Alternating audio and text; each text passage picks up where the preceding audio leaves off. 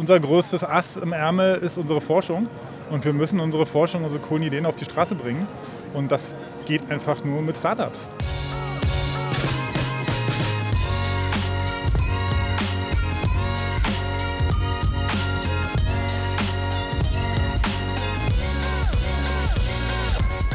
Wir sind heute hier am Wannsee auf unserem Veranstaltungsgelände der Berliner Sparkasse. Und es geht hier heute um die Verleihung des Gründungspreises der Berliner Sparkasse zusammen mit Science und Startups. Das sind die großen Universitäten, die Technische Universität, die Humboldt-Universität und die Freie Universität mit ihren Gründerteams.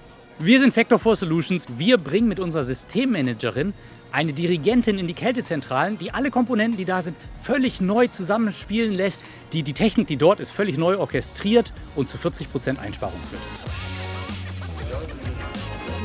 Wir sind MOXIE und MOXIE steht für Modulation on X-Zeros und wir haben eine neue Wellenform einer Technik entwickelt, die erste auf der Welt ist, die wirklich digitale, drahtlose Kommunikation und Radar vereinigt. Shit2Power macht aus Kläranlagen Kraftwerke und wir sind Exist gefördert von der Humboldt-Universität, die uns aufgenommen haben mit unserer Idee und daraus sind wir dann gewachsen. Kurz zusammengefasst, was macht Univerbals? Wir machen ein Verbal zur Vitalparameterüberwachung für Patienten auf Normalbettstationen. Und der Clou ist, wir können hochskalieren, das heißt, wir können jeden Patienten die Vitalparameter wie Herzschlag, Atmung, SpO2-Level den Ärzten zur Verfügung stellen. Und das hilft, dass Patienten besser, gesünder und schneller aus dem Krankenhaus entlassen werden.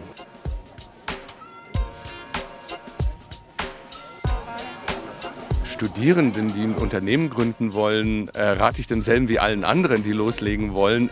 Let's do it. Machen wir das doch gemeinsam. Nehmen Sie da auch alle Hilfe an, die Sie brauchen können. Und dann wird das auch ein Erfolg.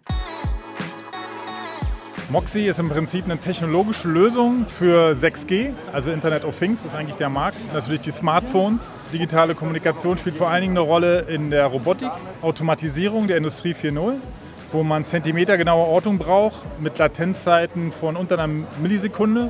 Wir operieren weltweit sowieso. Also der Market Cap ist crazy. IoT-Geräte werden bis zu 50 Milliarden erwartet und überall kann MOXIE drin sein. Die Idee zu Shit2Power kam eigentlich aus der Landwirtschaft. Das war ein Landwirt, der in einem anderen Projekt auf uns zukam und uns fragte, ob wir mal was Richtiges machen können. Und auf unsere Frage, was denn etwas Richtiges sei, meinte er das Klärschlammproblem in Deutschland. Shit2Power macht aus Kläranlagen Kraftwerke. Wir nutzen einen thermochemischen Prozess. Das ist im Prinzip ein etablierter Prozess.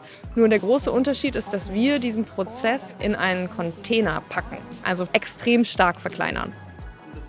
Die Idee ist mir ehrlich gesagt gekommen, als ich selber im Krankenhaus war. Ich habe das Gefühl gehabt, dass das alles sehr komisch ist mit der Patientenüberwachung und auch wie das Pflegepersonal praktisch Patienten misst. Und ich habe gesagt, hey, da kann man doch was digital machen. Das ist doch was man digitalisieren kann und wirklich den Arbeitsalltag und den Alltag aber auch für Patienten verbessern kann.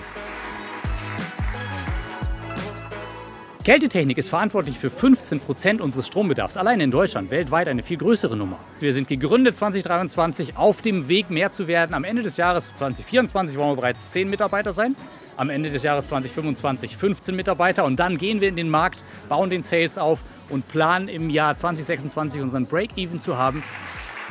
Wir treten ja jetzt gemeinsam an. Science and Startups, Freie Universität, Humboldt-Universität, Technische Universität. Und wir unterstützen damit, dass wir jetzt als Science and Startups ein Vollpaket abliefern. Also dazu gehört die Beratung, dazu gehören Strukturen und dazu gehört am Ende eben auch Fördermittel. Die Herausforderung für ein Deep Tech-Unternehmen ist einfach der wahnsinnig lange Weg in den Markt. Wir haben eine Technologie, die eigentlich in den Chip gehört. Eine Chip-Entwicklung kostet 25 Millionen Euro. Das macht kein Investor, ohne zu sehen, dass die Dinge funktionieren. Deswegen hier unsere Demonstratoren auf Hardware. Und dahin zu kommen, braucht es einfach Investitionsgeld. Die größten Herausforderungen für Hardware-Startups sind in der Regel Kapital und Platz. Und für uns war es ganz klar die Frage nach dem Labor. Wo finden wir einen Entwicklungsstandort, an dem wir walten können und der uns die räumlichen Möglichkeiten dazu gibt? Hardware zu machen ist extrem schwierig. Medizintechnik ist noch schwerer. Wir sind eigentlich voller Elan, was auf den Markt zu bringen, was wirklich den Menschen im Krankenhaus hilft, unsere Gesundheitssysteme digitalisiert und wirklich auch einen Benefit hat. Wir unterstützen konkret, beginnend mit dem Businessplan erstellen, über Finanzierung von Gründungen, aber auch in einer Art Lotsenfunktion, denn ein Gründer benötigt Rechtsberatung, er benötigt Eigenkapital mit einem Team, was sehr kompetent ist und wir tun es vor allen Dingen mit großer Leidenschaft. Für uns ist es immer spannend, unterschiedliche Netzwerkpartnerinnen und Partner kennenzulernen und vor Ort auch zu sprechen. Insbesondere hier jetzt die Sparkasse ist für uns auch als Finanzierungspartner ein interessanter zukünftiger Partner. Und hier einfach ins Gespräch zu gehen, macht Spaß.